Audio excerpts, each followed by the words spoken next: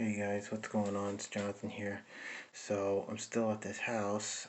We saw the panels earlier, and this apparently this circuit breaker, or sorry, disconnect is actually powering up for this. I believe this is a dryer. Yes, it's a dryer.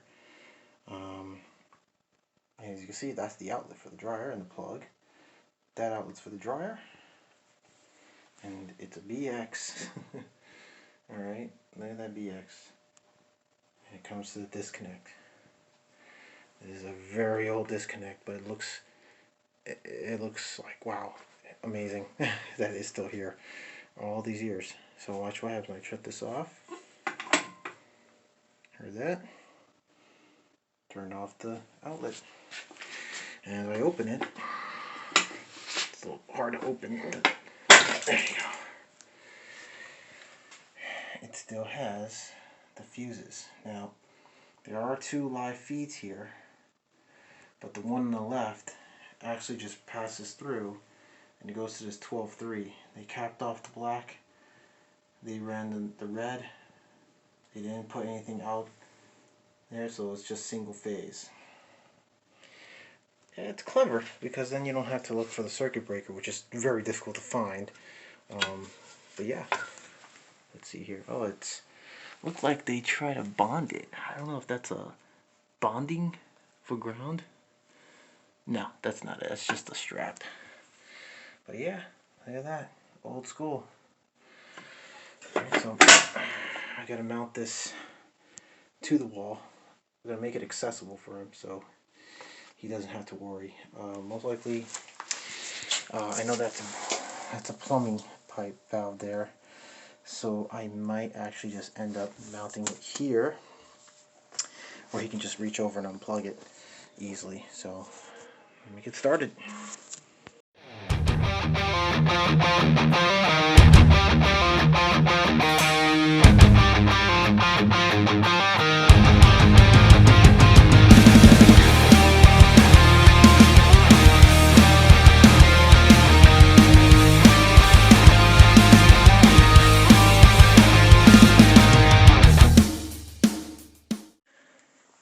Alright guys, so the laundry outlet box, I mounted it a little higher so it's more accessible. That way, when we plug it in, it could actually reach. It's away from that water valve and it's away from the gas line. Totally cleared here. So now that it's more accessible, now it's BX, by the way. It's BX cable. They had it strapped around, they left so much slack.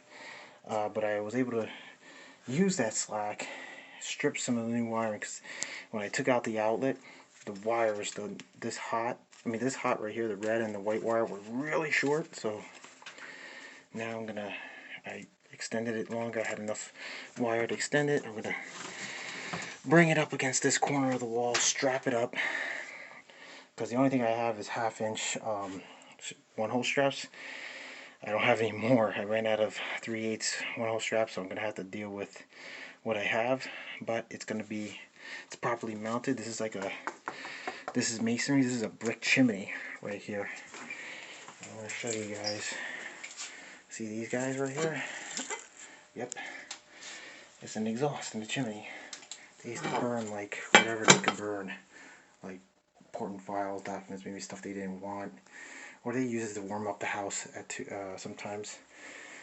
This is basically like the laundry room / water room. So I'm gonna connect the device first, and then I'm gonna start strapping up the cable, and then we're gonna flip the disconnect and see how it looks.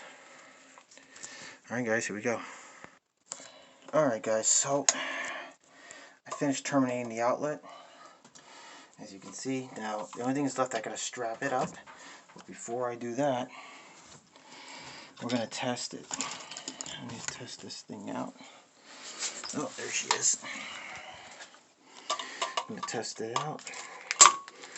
I'm gonna turn on the breaker, the disconnect. And sure enough, let me turn off the flash. Sure enough, she's properly wired, grounded. Always remember when it comes to BX, you greenhorns out there, you apprentices and helpers, remember when you're dealing with BX, and not so many times nowadays we're dealing with MC, you're going to deal with some BX wire that has this little silver wire. Do not bond it to this. Do not put it on the ground screw. You wrap it around the armor jacket of your BX. Okay? This silver wire right there, that's called a bonding strip. Yes, it means it'll ground, it'll bond and ground your boxes and devices. But do not bond it directly to the box. You wrap it around your BX. And then what you'll do is, if you want it to be ground, I mean, you don't necessarily have to put a ground wire with a ground screw, but I did that anyway to give it that secure, just to make sure it's properly grounded now and it's bonded. So whenever you take off the screws, even without the ground wire, with the screws touching the box, it's bonded and it's grounded. I like to put the ground wire so when you pull out the device, it's still grounded. So if something was to happen, the breaker would trip, and it will prevent you from, you know, damaging equipment and so forth. But like I said, I like to do that, even though, you know, that's just me. But you can do that as well. And you see, now you get a proper wire on the analyzer. So, and now I'm just gonna strap up the cable. All right, guys. So here's the final finish. So this is where it was originally strapped, and I put new straps in, and as you can see, it's properly set. So now I'm gonna plug it back in just to make sure. Disconnect up. Proper wiring on both. Bam. Now you just plug it in. Let's see what happens. Booyah. And that is done. So, I guess I'll catch you guys on the next one.